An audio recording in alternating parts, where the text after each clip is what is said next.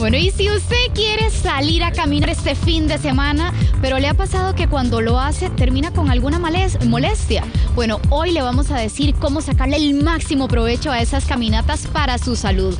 Así que tenemos al doctor Adrián Campos González, nos acompañan esta mañana. Muy buenos días, doctor. Buenos días. Y dos buenas amigas que les gusta salir a caminar, ¿verdad? Ellas son Enid Castillo e Isabel Romelo, que salen a caminar todas las mañanas. Así es. Bueno, pero coméntenos, ya casi vamos con el doctor, pero la experiencia de ustedes, ¿cómo ha sido esta experiencia de caminar todas las mañanas? ¿Les duele algo? Bueno, en realidad yo salgo en las noches a caminar y sí, bueno, me da molestias más que todo en las rodillas. Rodillas. En el caso de Enid, ¿cómo te ha ido con la experiencia en la caminata? En mi caso, yo salgo a trotar en las mañanas. A trotar. Ajá, y no es mucho lo que me duele. Al final lo que me molesta un poco es como esta partecita de aquí, los muslos. Como en la pantorrilla. En la pantorrilla. Sí. Ahora, las ventajas que ustedes han experimentado con la caminata, ¿cómo se sienten ahora que la practican? Mucho mejor, ¿verdad? Ganamos lo que es salud, ¿verdad? Energía, nos sentimos mucho mejor, claro que sí. Calidad de vida, energía, salud, bajar de peso, todas las ventajas. Todas las cosas positivas. Todas las cosas positivas. Pero doctor, ellas señalaban en diferentes casos molestia en la rodilla, molestia en pantorrilla, y creo que esto es algo repetitivo en las mujeres que están saliendo a hacer este tipo de ejercicio. ¿Por qué, doctor? En las mujeres y en la gran mayoría de la gente, desgraciadamente vivimos en una sociedad donde existe mucho el sedentarismo y entonces no estamos acostumbrados a caminar 2-3 kilómetros diariamente. Entonces, si nosotros sacamos y empezamos a hacer estos ejercicios sin preparar el cuerpo, de repente podríamos tener algún tipo de lesión. La fisioterapia, o nosotros los fisioterapeutas, básicamente lo que nos enfocamos en corregir o identificar más bien esos patrones de movimiento que están alterados, ¿de acuerdo? Entonces, la mayoría de las personas, por ejemplo en ellas, pueden existir patrones alterados que puedan propiciar que exista algún tipo de lesión, ¿verdad?, recurrente, y que una vez que aparezca ese patrón es muy difícil de corregir. Entonces, lo que se les pide siempre es como tratar de identificar cuál es el patrón y a partir de ahí poder corregirlo. Pero doctor, un ABC. Yo dije, aquí tengo las tenis, tengo la actitud, ¿qué hago para no verme involucrada en una lesión? ¿Qué es lo que tengo que hacer antes de arrancar? Y lo vemos con ellas de una vez.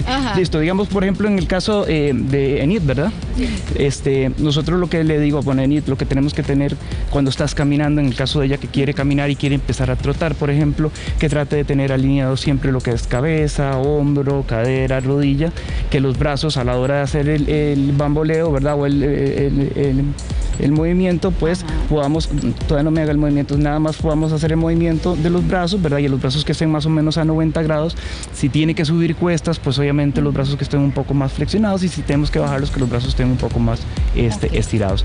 Pero como le digo, digamos, muchas de las cosas que nos podemos encontrar en estos casos es un pobre control a nivel de la pelvis, y casi en la mayoría de los corredores y en los caminadores eso es lo que nos estamos encontrando. Entonces, cosas que pasan es, por ejemplo, que no tienen buen control a la hora de hacer este movimiento a nivel de la pelvis. Entonces, si yo, por ejemplo, les digo... ese control, doctor? Claro, entonces les voy a pedir a las dos rápidamente un test, que es el de ponerse en una sola pierna. Por ejemplo, yo me voy a poner con ustedes y vamos a tratar con las manos siempre en posición como si fuéramos a hacer el ejercicio. Vamos a bajar un poco y a subir. Vamos a hacerlo varias veces.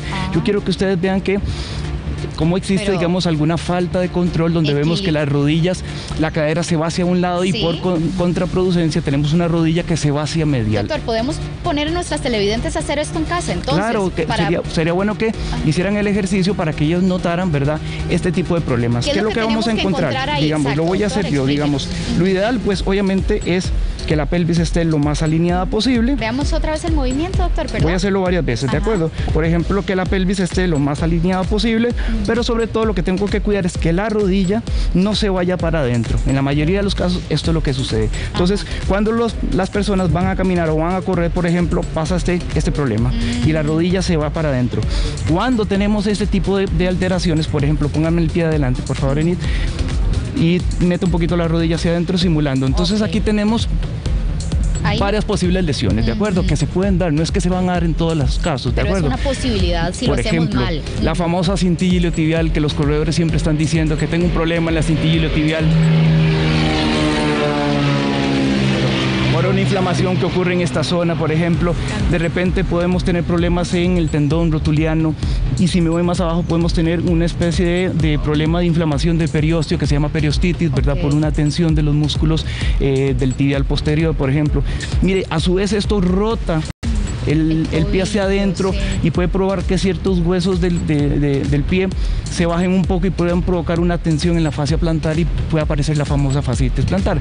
Ya que estoy hablando solo un poquito de aquí para abajo y de aquí para arriba. Estoy metiendo un poquito la rodilla. Por ejemplo, por la falta de control de estos músculos estabilizadores, ¿ok? Entonces nosotros tenemos que entender que el cuerpo tiene dos grandes grupos musculares: los músculos que se mueven y los músculos que estabilizan el cuerpo para que se pueda mover. Si estos músculos estabilizadores no están, digamos que bien entrenados, pueden aparecer estas lesiones. Entonces, muchas veces los corredores, las personas que hacen ejercicio van al fisioterapeuta porque les duele X punto, pero realmente el problema lo vamos a trabajar ahí, está bien, porque hay que hacerlo, pero siempre hay que tratar de corregir estos patrones que me ayuden a que el paciente lo mejore. ¿Cómo los corrijo, doctor? Por ejemplo, este patrón típico de que se me va la pierna para un lado. Entonces, por ejemplo, yo le voy a pedir a Enid, por ejemplo, que me levante una pierna, ¿ok? Quiero que vean ustedes un poquito y que me empuje ahí, fuerte. Cualquiera diría que lo que estamos trabajando es esta pierna, pero Enid, ¿dónde siente usted la carga? De este lado, exactamente. Porque es este músculo el que está en el piso, el que nosotros, el de contacto con el piso, el que estamos activando. Ven ustedes como la cadera se empieza a alinear, ¿verdad? No permitimos que se vaya hacia medio lado, porque lo que estamos haciendo es una activación constante de ese músculo. Y eso que le estamos generando, ese equilibrio que el cuerpo... Exactamente, que necesitas, activando toda esa cadera lateral, por ejemplo, un músculo como el glúteo medio posterior, que es un músculo que es el principal estabilizador dinámico de esa pelvis cuando tenemos movimiento. Doctor, ¿y esto con qué frecuencia? Hoy, pero todos los aviones se antojaron de salir al mismo tiempo. ¡Qué escándalo!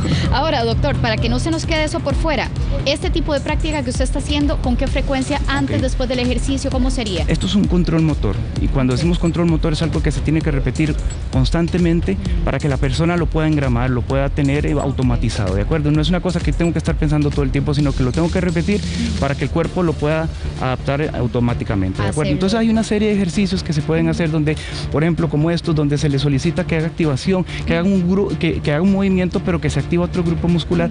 Eso es de forma involuntaria, pero lo que estamos queriendo con esto es reentrenar esa postura, ¿verdad? Para que de forma dinámica el paciente no tenga tantos desequilibrios y tantas compensaciones. Lesiones en un futuro. Correcto. Doctor, muchísimas gracias. Mucho gusto. Buenas amigas también, tanto Enid como, hoy se me acaba de todo, Isabel.